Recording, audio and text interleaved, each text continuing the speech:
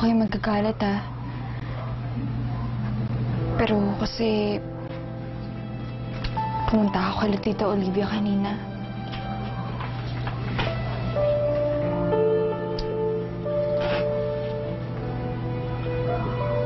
Huwag ka nagpunta dun.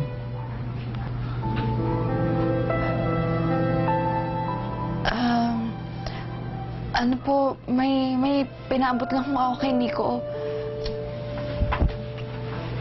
Nagkwentuhan kami. Matayin po pala siya ng anak.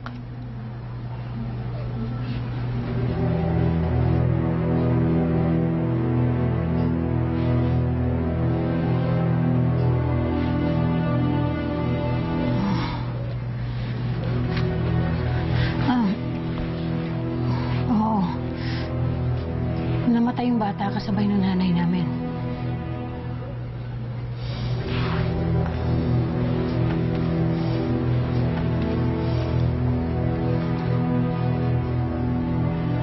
Nak, bakit?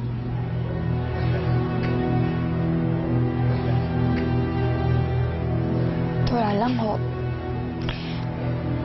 Naisip ko lang kasi yung lahat-lahat ng nangyari kay Tita Olivia.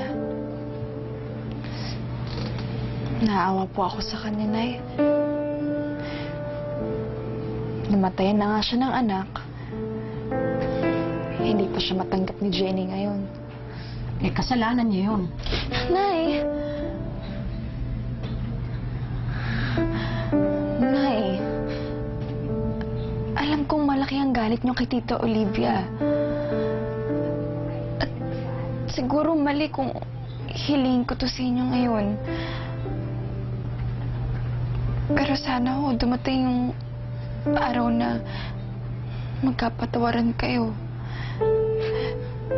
Kasi ho, tayo na lang yung natitirang pamilya ni Tita Olivia, eh.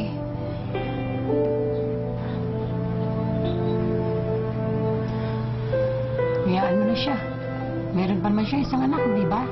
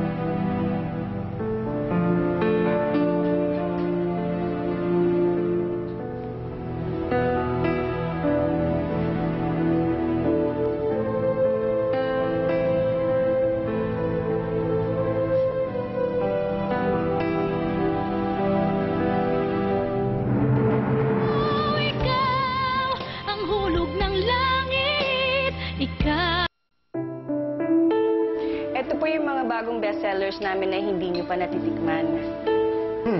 Masarap nga. This is unbelievable. Mamaya po ibibigay namin sa inyo yung proposed na prices namin para maximize yung profit ninyo and hindi masakit sa bulsa. Ay.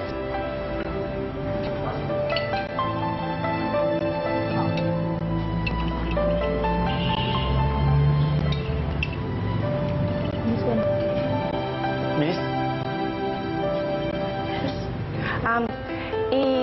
Ibibigay ko na po yung proposal namin sa inyo.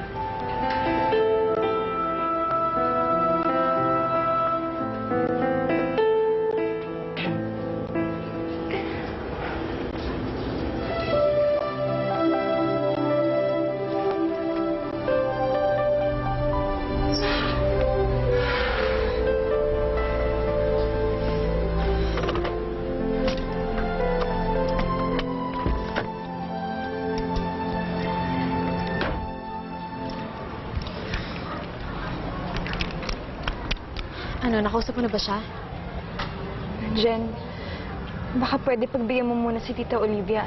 You don't understand. Jen, baka naman ikaw yung hindi nakakaintindi sa kanya. Look, Cheryl, alam kong naawa ka sa kanya dahil nakulong siya and everything, but akala ko ba naiintindihan mo ang sitwasyon ko? Sumama ka sa akin, may kailangan kang makita. Teka, saan natin punta? Sa probinsya namin. Are you kidding me? Alam bang hirap na hirap na nga akong humanap ng excuse para makapagkita sa'yo ng sandali tapos mabiyahe pa tayo? Uuwi din tayo kagad, bago gumabi. So mag-absent ako sa school? Ganun ka-importante yung kailangan mo ipakita sa akin? Kailangan mo itong makita. Para mas lalo mo siyang maintindihan. But I don't need to understand her. Pero kung gusto mong tulungan kita, sasama ka sa akin. Fine.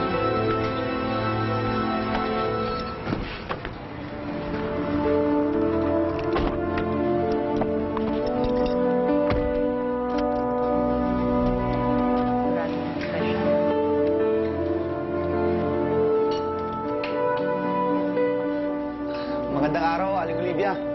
Kamusta ang meeting? Siguro, successful, no? Halata kasi sa mukha niyo, eh. Mas lalo kasi kayong gumaganda kapag masaya kayo. Ano naman, ito naman, oh, bolero ka talaga. Pero tama ka, masaya ako kasi nagustuhan nila yung produkto natin eh. At saka meron na tayong weekly order sa kanila. Talaga? Mm. No, congrats po. Salamat. Ay, pwede bang dito ka muna? Darating naman si Rico maya-maya eh. Uuwi po kayo?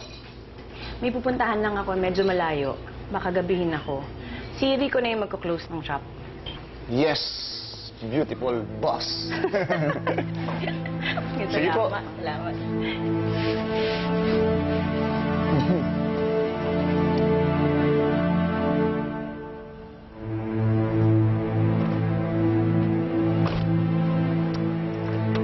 Saan kaya yun? Dito lang yun eh. Oh my God, Cheryl, ano ba ginagawa natin dito? Ayun. Sino ba yan? Hindi ko nga kilala yan eh. Jen.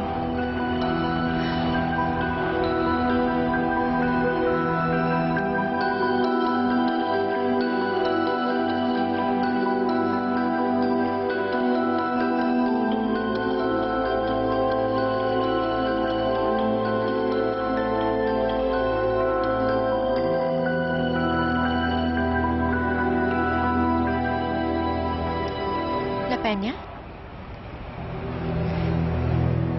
Jen, kapatid mo siya.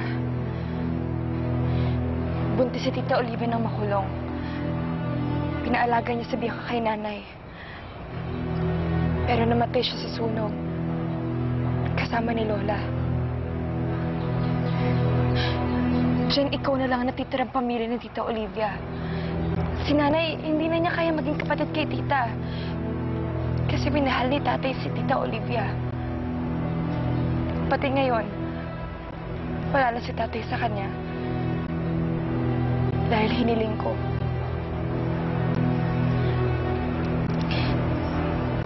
Jen, ikaw na lang makakasama ni Tita.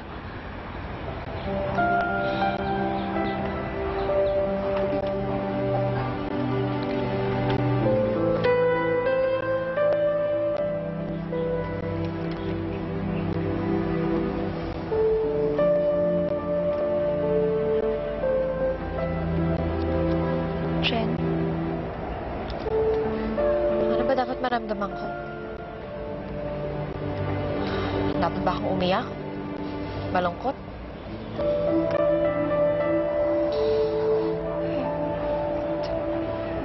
hindi kita matutulungan dyan. Ikaw yan eh. But how can I grieve for someone na hindi ko naman kilala?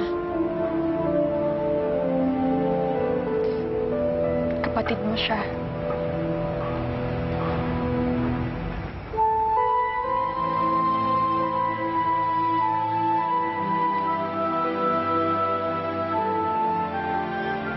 So, nasunog siya?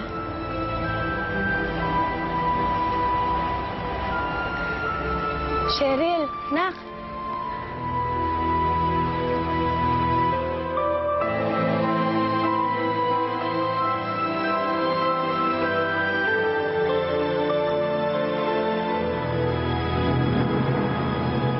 Meron siya.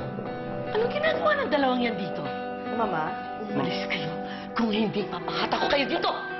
We now own 40% of La Peña Foods. Para sa'yo. Gawa ko to. You know I can't take that home. Lola? Jen, nangyari na ang kinatatakutan ko. Anong nangyayari? Si Matilda at saka si Ramona. Inaagaw na nila ang kumpanya ko. Okay lang muna bitahin ko si Tita Olivia bukas. Birthday mo naman yan. Ikaw nang bahala magdesisyon. Ano to? Tinatapon niyo na? Ba't kayo nag-aaksaya ng pagkain?